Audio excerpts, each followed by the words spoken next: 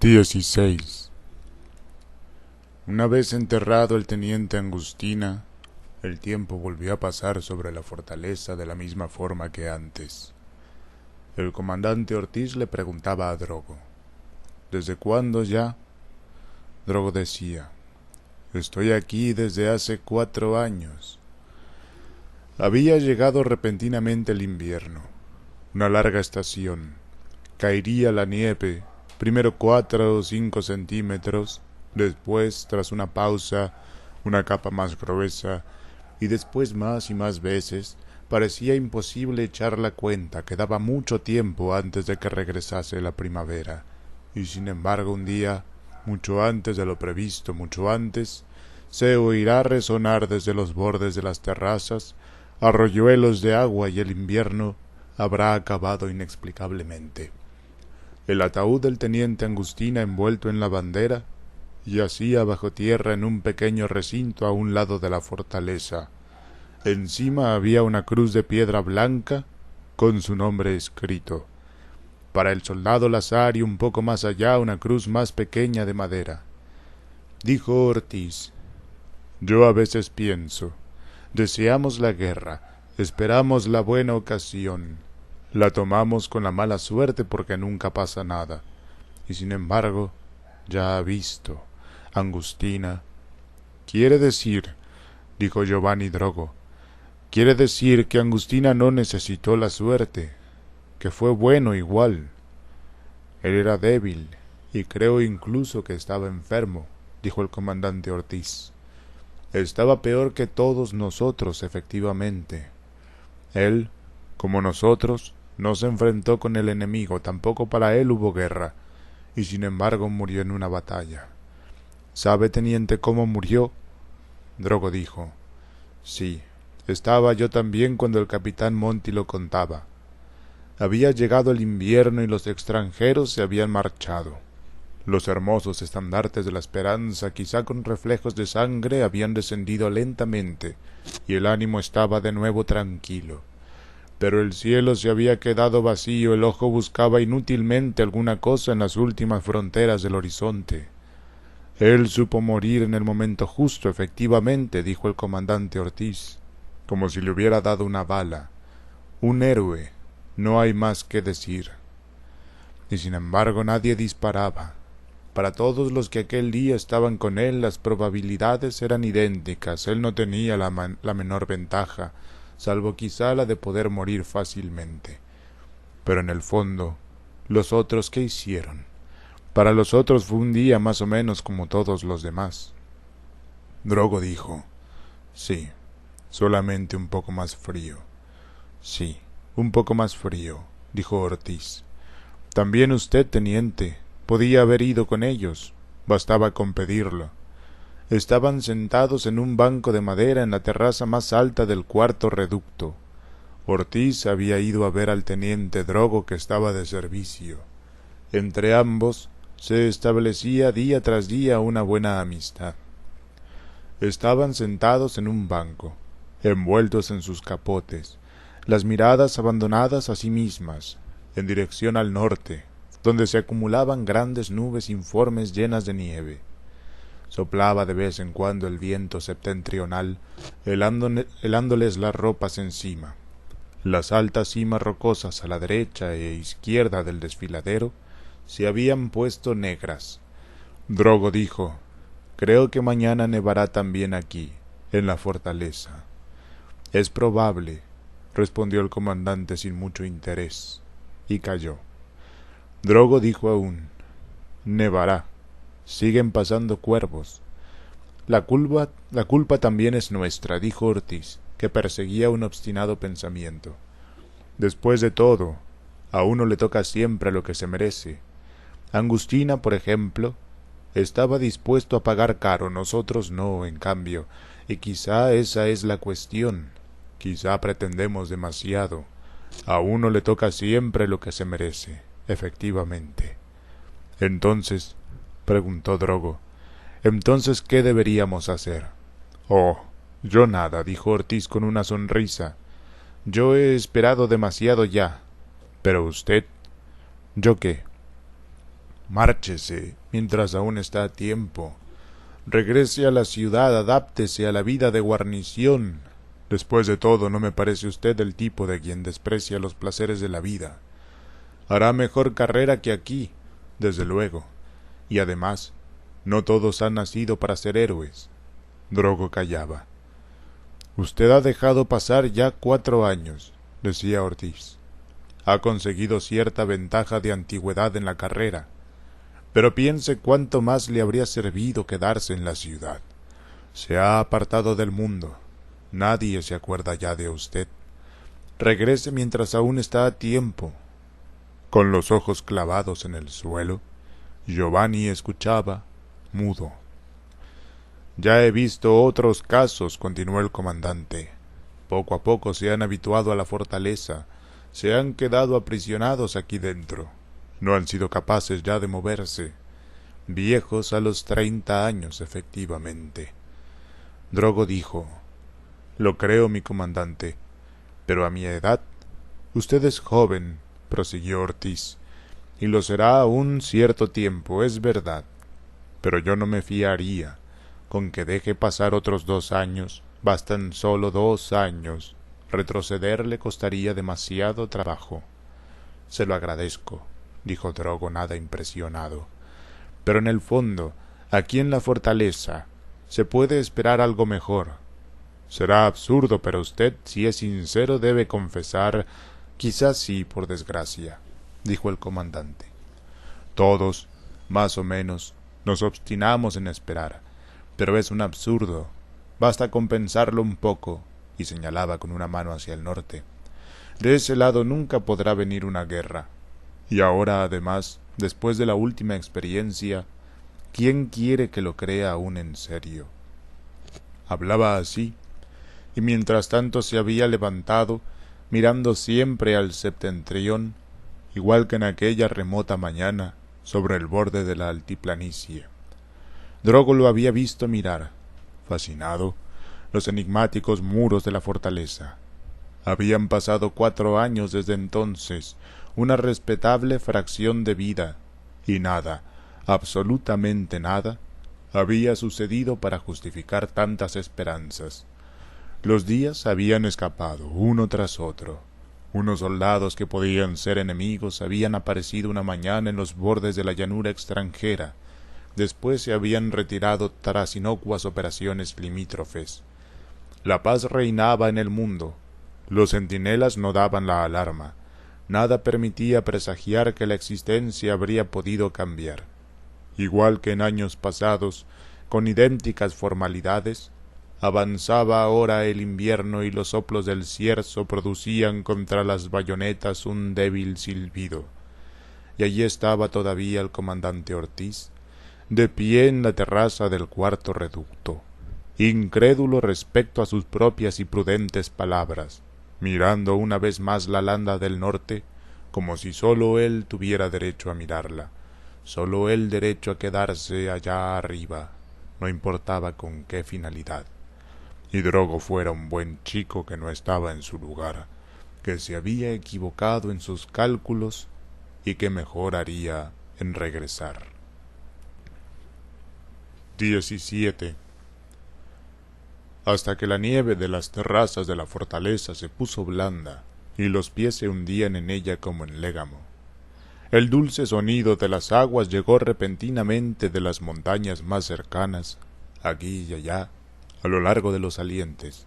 Se descubrían listas blancas verticales que centelleaban al sol, y los soldados se sorprendían de vez en cuando canturreando, como no hacían desde hacía meses. El sol ya no corrió como antes, ansioso de ponerse, sino que empezaba a pararse un poco en medio del cielo, devorando la nieve acumulada, y era inútil que las nubes se precipitaran aún desde los cielos del norte. Ya no conseguían hacer nieve, sólo podían lluvia, y la lluvia no hacía más que disolver la poca nieve que quedaba. Había vuelto el buen tiempo. Ya se oían por la mañana voces de pájaros que todos creían haber olvidado. En compensación, los cuervos ya no estaban reunidos sobre la altiplanicie de la fortaleza, esperando los desechos de las cocinas, sino que diseminábanse por los valles en busca de comida fresca. Por la noche, en los dormitorios, las tablas que sostienen las mochilas, las perchas para los fusiles, las propias puertas y hasta los hermosos muebles de nogal macizo del cuarto del coronel, todas las maderas de la fortaleza, incluidas las más viejas, lanzaban crujidos en la oscuridad.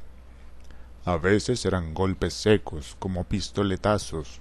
Parecía que algo se hacía verdaderamente pedazos. Alguien se despertaba en el catre y aguzaba el oído, pero no lograba oír nada, salvo otros crujidos que susurraban en la noche. Es el momento en que las viejas tablas resucitan una obstinada nostalgia de vida. Muchísimos años antes, en los días felices, había un flujo juvenil de calor y de fuerza, de las ramas salían haces de brotes. Después, el árbol había sido derribado. Y ahora que es primavera, infinitamente menor, una pulsación de vida. Antaño flores y hojas, hoy solo un vago recuerdo, un poquito, para hacer crack. Y después se acabó hasta el año que viene. Es el momento en que los hombres de la fortaleza empiezan a tener curiosos pensamientos que nada tienen de militar. Las murallas ya no son refugio hospitalario, sino que dan una impresión de cárcel. Su aspecto desnudo, las listas oscuras de los desagües, las aristas oblicuas de los bastiones, su color amarillo, no responden de ningún modo a las nuevas disposiciones de ánimo. Un oficial, de espaldas no se puede ver quién es y podría ser Giovanni Drogo, camina aburrido en la mañana de primavera por los vastos lavaderos de la tropa, desiertos a estas horas.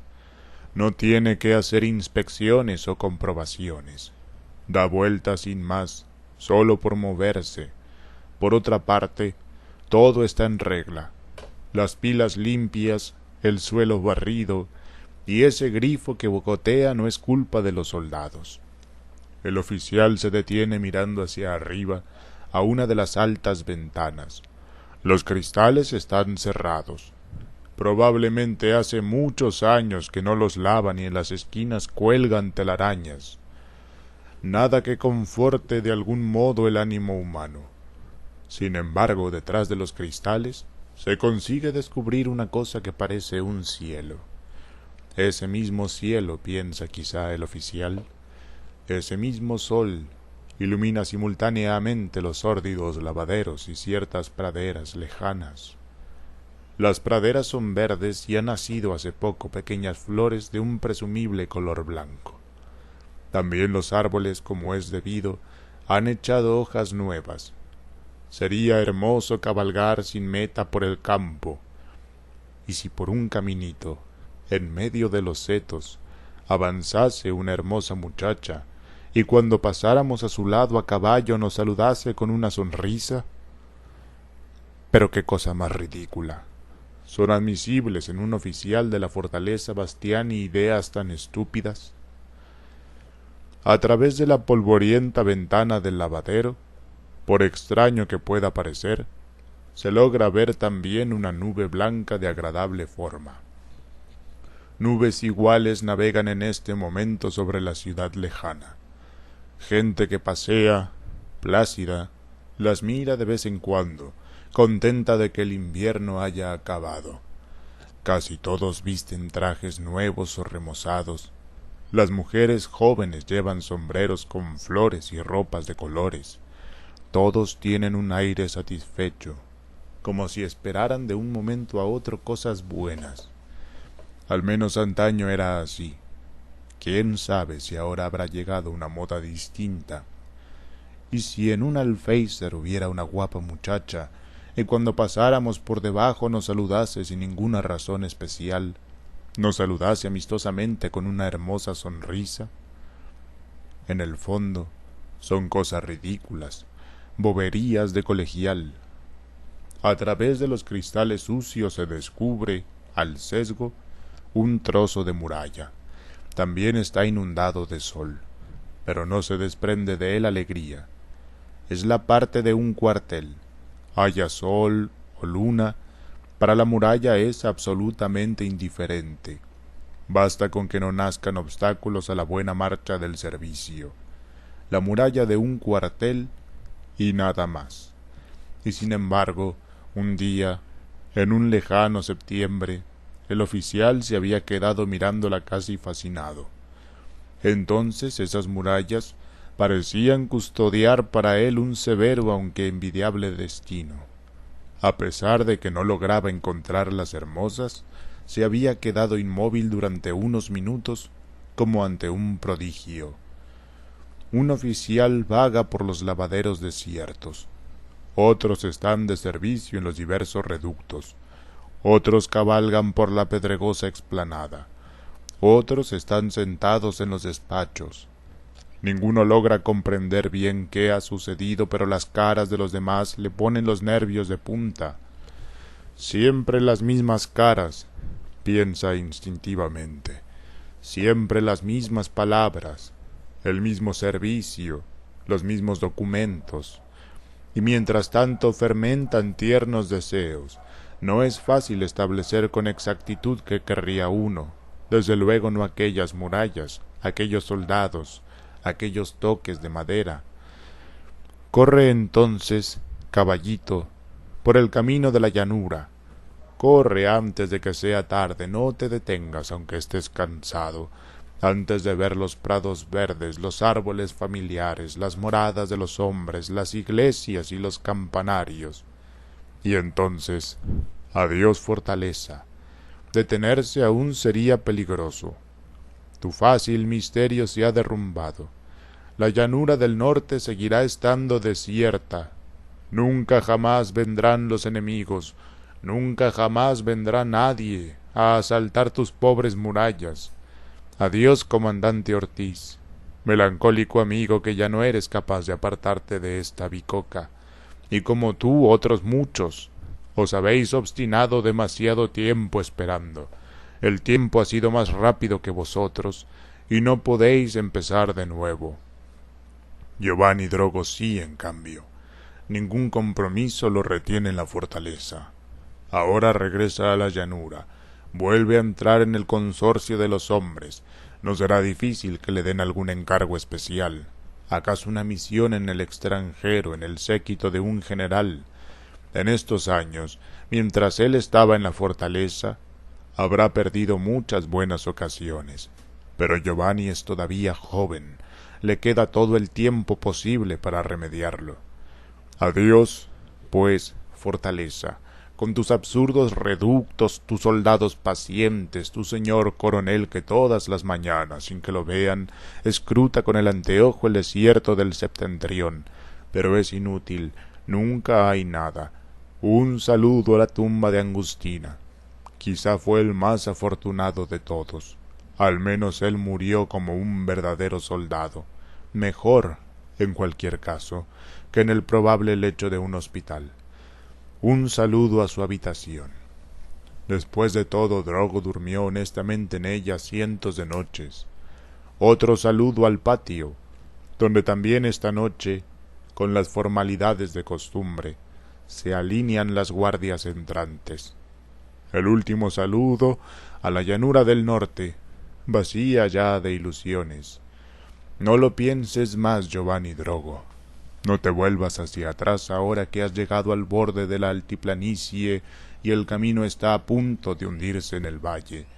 Sería una estúpida debilidad. La conoces piedra a piedra, podría decirse, la fortaleza Bastiani. Desde luego no corres peligro de olvidarla. El caballo trota alegremente, el día es bueno, el aire tibio y ligero, la vida aún larga por delante, casi está aún por empezar. ¿Qué necesidad habría de echar un último vistazo a las murallas, a las casamatas, a los centinelas de turno en el borde de los reductos? Se vuelve así lentamente una página. Se extiende al lado opuesto, agregándose a las otras ya acabadas. Por ahora es sólo una capa fina. Las que quedan por leer son, en comparación, un montón inagotable. Pero de todos modos, siempre es una página gastada, mi teniente, una porción de vida. Desde el borde de la pedregosa altiplanicie, Drogo, en efecto, no se vuelve a mirar. Sin una sombra de vacilación espolea el caballo cuesta abajo. No intenta volver ni un centímetro la cabeza.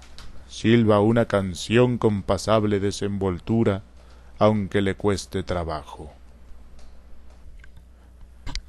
18. Se abrió la puerta de su casa y Drogo sintió de inmediato el viejo olor doméstico, como cuando de niño regresaba a la ciudad tras los meses de verano en el campo. Era un olor familiar y amigo, y sin embargo, después de tanto tiempo, afloraba en él algo mezquino. Le recordaba así los años lejanos, la dulzura de ciertos domingos, las alegres cenas, la niñez perdida, pero hablaba también de ventanas cerradas, de tareas, de limpieza matutina, de enfermedades, de peleas, de ratones. «¡Oh, señorito!», le gritó exultante la buena Giovanna, que le había abierto la puerta, y enseguida llegó su madre, gracias a Dios, aún no cambiada. Sentado en el salón, mientras intentaba responder a las muchas preguntas, sentía mudarse la felicidad en tristeza desganada. La casa le parecía vacía en comparación con antes. Uno de los hermanos se había marchado al extranjero, otro estaba de viaje quién sabe dónde, el tercero en el campo.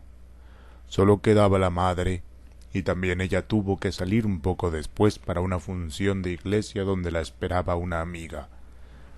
Su habitación seguía idéntica, tal como la había dejado. No habían movido ni un libro, y sin embargo le pareció de otro.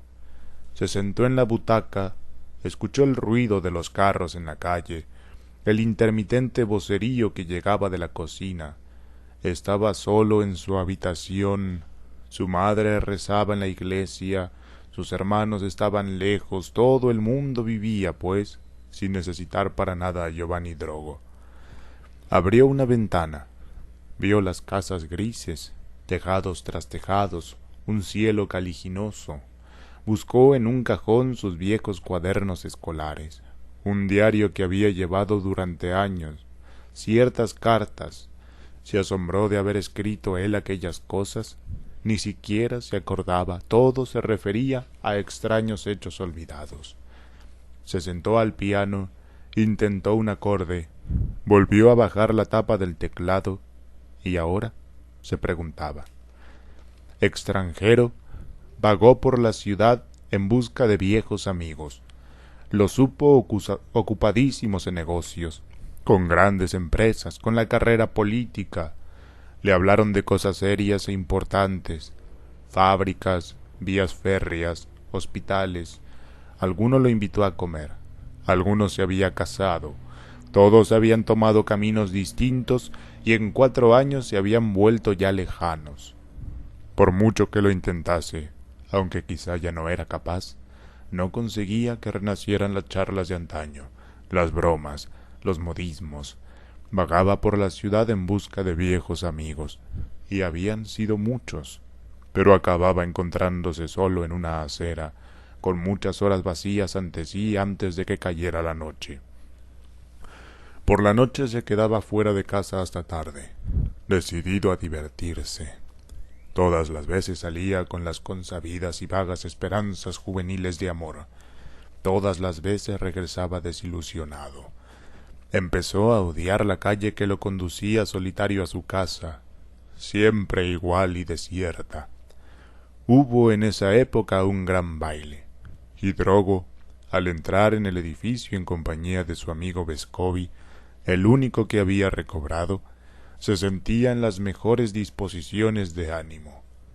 Aunque ya era primavera, la noche sería larga, un espacio de tiempo casi ilimitado.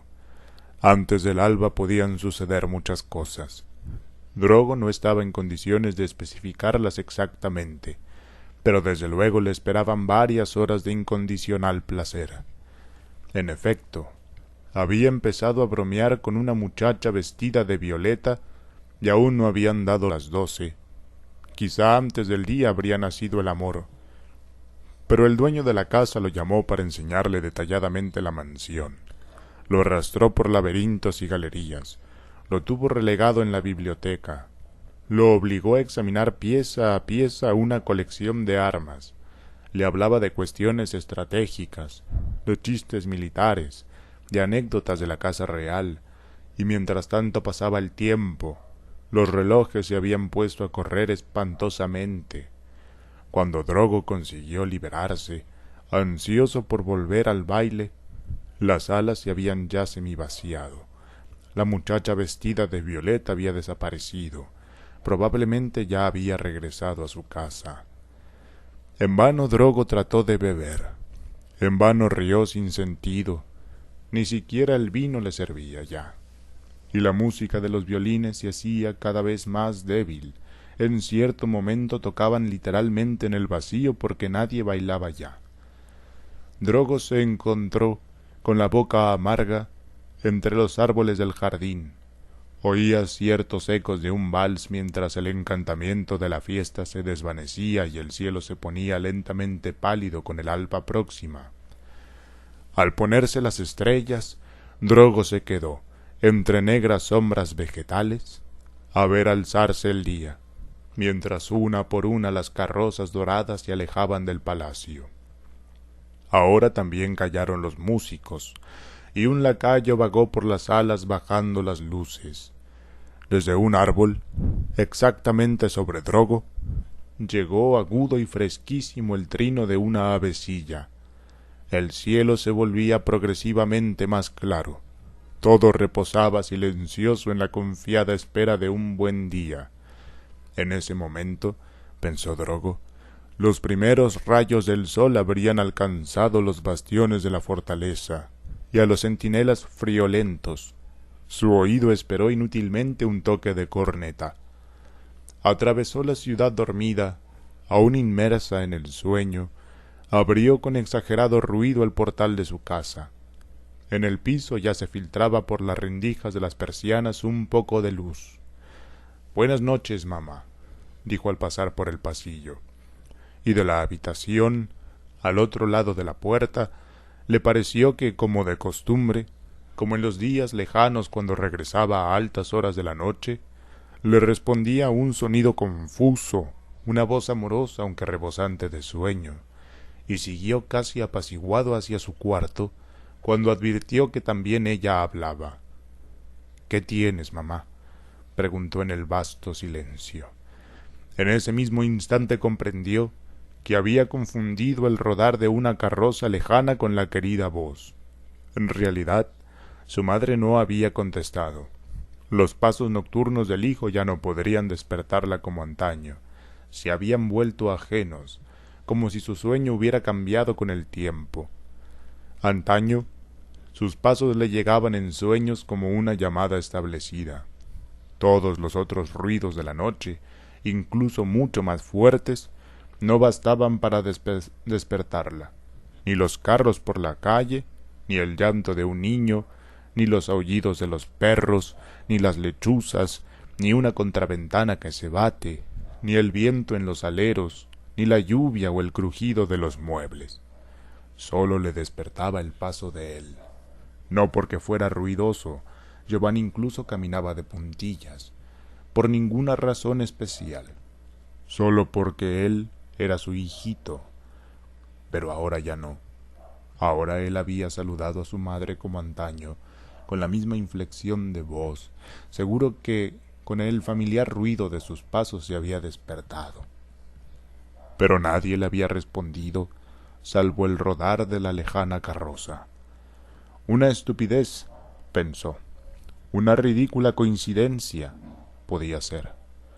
Pero le quedaba, mientras se disponía a meterse en la cama, una impresión amarga, como si el afecto de antaño se hubiera empañado, como si entre ellos dos el tiempo y la lejanía hubieran extendido lentamente un velo de separación.